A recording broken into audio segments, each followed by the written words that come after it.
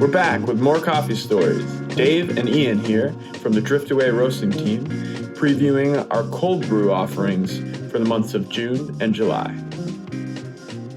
This month in the bright profile, we have a blend of very bright and sweet Ethiopian coffee paired with an extra fruity natural processed coffee from Burundi. Agaro is a small region in Ethiopia's highlands, west of the city of Addis Ababa. To the south and west of Ethiopia, Burundi is centrally located in the African continent. Kayanza is a province of northern Burundi. The blend of these two coffees is impressive. Nano Genji is already a bright and sweet coffee, but to blend a natural processed coffee in amplifies those characteristics to make the fruity notes soar like a rainbow. Not to mention that the natural processed coffee is an exceptional one from Burundi. I, for one, am excited to make some cold brew. This coffee has an intense, heady aroma and flavor notes of fresh juices.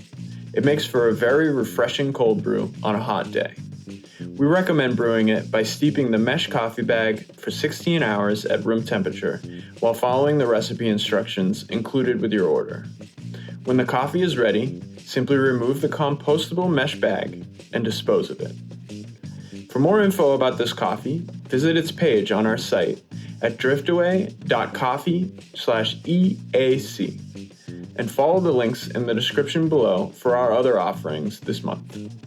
Thanks for checking out Coffee Stories. Stay safe out there, and we'll see you next month.